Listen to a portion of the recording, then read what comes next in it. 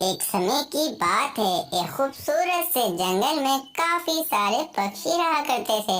उन सारे पक्षियों की आपस में बहुत ही ज्यादा अच्छी दोस्ती थी। और चिड़िया बहन, सूखे का मौसम आने ही वाला है। हम सारे पक्षियों को मिलकर कुछ करना ही होगा, वरना अभी हम जिस पेड़ पर बैठे हैं वो सूखे के मौसम में सारे झड़ जाएंगे। हाँ चिड़िया बहन, हमें सूखे के मौसम आने से पहले ही अपना अपना घर बना लेना चाहिए।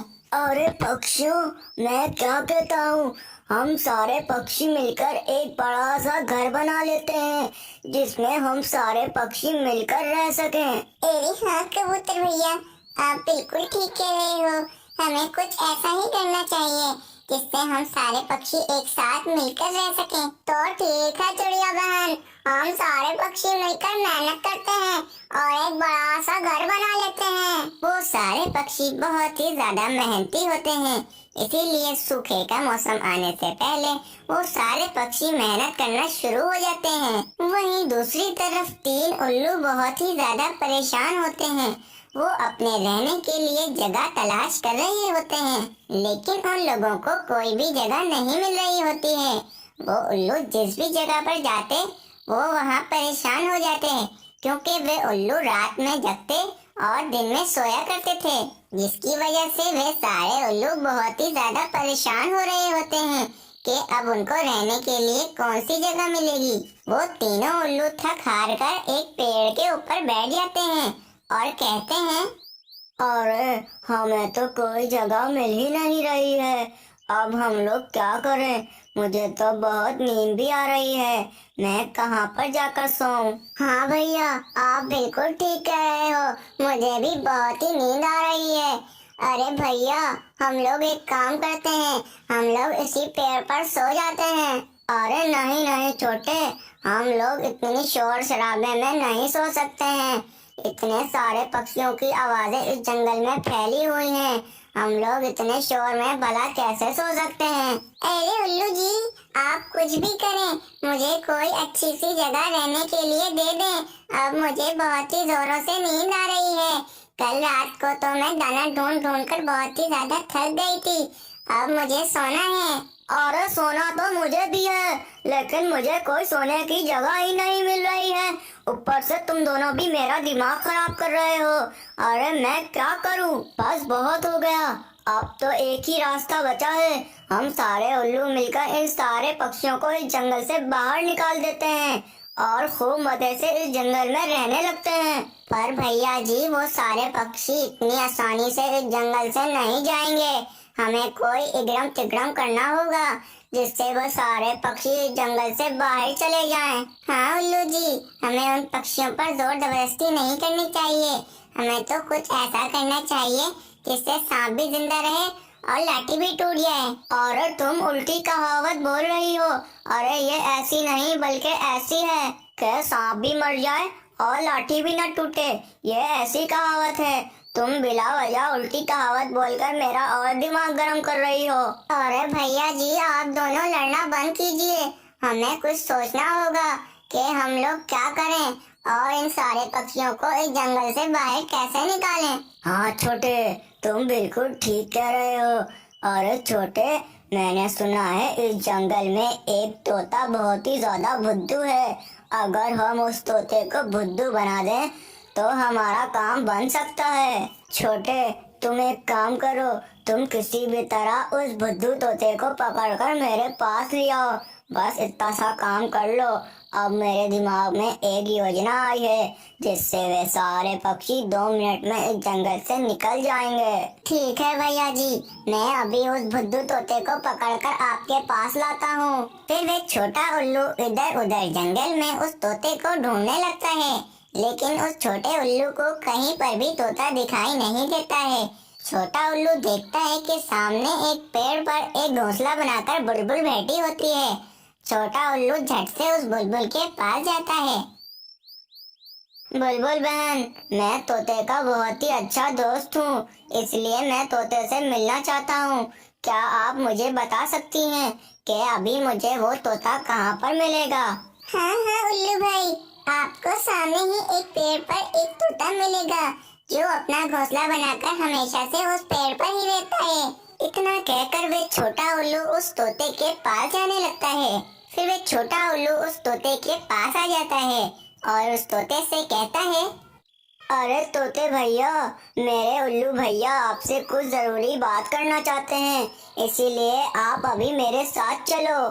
ठीक है उल्लू, मैं वैसे अभी फारिग हूँ, चलो चलता हूँ तुम्हारे उल्लू भैया के पास। फिर वे छोटा उल्लू उस तोते को लेकर अपने भैया के पास आ जाता है। अरे तोते, चलो अच्छा हुआ तुम आ गए, मुझे तुमसे बहुत ही जरूरी बात करनी है, मेरी बात गौर से सुनो तुम। देखो तोते, मैंने सुना है कि हमारे इस जंगल के पास ही एक बहुत ही बड़ी गुफा है। उस गुफा में बहुत ही सारा दाना पड़ा है जो बहुत सारे पक्षी मिलकर खाएं तो भी कभी खत्म ना हो। मैं चाहता हूँ कि तुम सारे पक्षी मिलकर एक बार उस गुफा में जाकर देखो, फिर देखना उस गुफा में कितना सारा तुम लोगों को दाना मिलेगा। अच्छा उल्लू भाई, अगर ऐसी बात है तो मैं अभी जाकर सारे पक्षियों को बताता हूँ और फिर हम सारे पक्षी मिलकर उस गुफा में भी चले जाते हैं। इतना कहकर वे तोता वहाँ से चला जाता है। अरे वाह वाह उल्लू भैया, मानना पड़ेगा आपको, आपने उस तोते को कैसा बेवकूफ बनाया। उस गुफा में तो कोई भी दाना नहीं है। हाँ, अब देखना, जैसे ही सारे पक्षी लालच में उस गुफा के अंदर जाएंगे तो हम सारे मिलकर उस गुफा को एक पत्थर से बंद कर देंगे और फिर वो सारे पक्षी जिंदगी भर उसी गुफा के अंदर ही रहेंगे और भूख प्यास से मर जाएंगे। फिर वे तोता अपने पक्षी मंडल के पास आता है और सारे पक्षियों को उस गुफा के बारे में बताने लगता है। ये बात सुनकर तो सारे पक्षी बहुत ही ज्यादा खुश हो जाते हैं और फिर सारे पक्षी उस गुफा के अंदर चले जाते हैं। जैसे ही सारे पक्षी उस गुफा के अंदर जाते हैं तो वे उल्लू वहीं पर एक पत्थर को कहते हैं, पत्थर भाई, तुम जल्दी से इस गुफा का रास्ता बंद कर दो। उल्लू की बात सुनकर वे पत्थर उस गुफा का रास्ता बंद कर देता है। जब वे सारे पक्षी उस गुफा के अंदर आते हैं तो वे लोग देखते हैं कि उस गुफा में तो असल में बहुत ही सारा दाना पड़ा हुआ है। सारे पक्षी उस दाने को देखकर बहुत ही ज्यादा खुश हो जाते हैं, लेकिन वो लोग चिंतित भी होते हैं कि वे लोग अब उस गुफा से बाहर कैसे निकलेंगे। अरे चिड़िया बहन, इस गुफा को तो किसी ने बंद कर दिया है, अब हम लोग इस गुफा से बाहर कैसे जाएंगे? चिड़िया बहुत ही ज्यादा खुश होने लगती है, लेकिन बाकी पक्षियों को समझ में नहीं आ रहा था कि आखिर चिड़िया इतना खुश क्यों हो रही है। अरे चिड़िया बहन, मुझे तो समझ में नहीं आ रहा कि तुम इतना खुश क्यों हो रही हो। हम तो अब इस गुफा से बाहर भी नहीं निकल सकते हैं। एरे कौवे भैया, मैं खुश ना हूँ तो क्या करूँ? हमारे साथ तो जो हुआ बल्कि बहुत ही ज्यादा अच्छा हुआ। अभी सूखे का मौसम आने ही वाला था और हमने अभी तक अपना घर नहीं बनाया था और सारे पेड़ भी झड़ जाते। अब हम लोग क्या करते? हमें तो बना बनाया घर मिल गया और साथ ही इतना सारा दाना भी मिल गया। अब हमें सूखे के मौसम में कोई भी चिंता करने की जरूरत नहीं है। हाँ चिड़िया बहन, ये तो आप बिल्कुल ठीक कह रही हो, ये तो हमारे साथ बहुत ही अच्छा हो गया।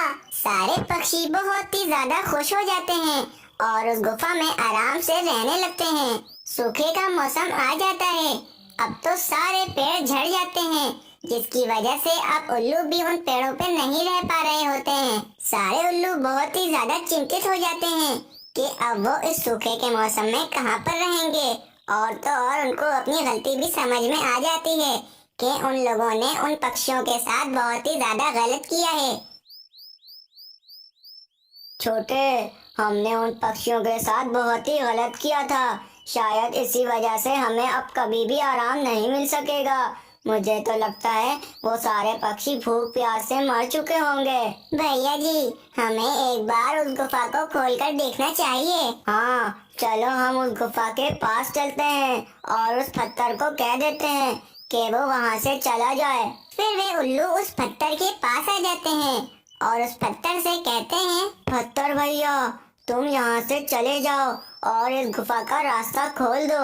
वे पत्थर उल्लू की बात मान लेता है और उस गुफा का रास्ता खोल देता है। जब वे उल्लू उस गुफा के अंदर आते हैं तो वे लोग क्या देखते हैं कि उस गुफा में तो सारे पक्षी बहुत ही ज्यादा सुकून से रह रहे होते हैं और तो और उस गुफा में बहुत सारा दाना भी होता है। उल्लुओं को समझ में आ जाता है कि ये शायद उनको इनकी अच्छाई का फल मिला है और सारे उल्लू उन पक्षियों से माफी मांगने लगते हैं और फिर वे उल्लू और सारे पक्षी सूखे के मौसम खत्म होने तक उसी गुफा में आराम से रह रहे होते हैं। इस कहानी से हमें ये सीख मिलती है कि हमें कभी भी किसी के लिए गड्ढा नहीं खोदना चाहिए, क्योंकि हम किसी के लिए गड्ढा खोदते हैं तो हम खुद ही उस गड्ढे में गिर जाते हैं।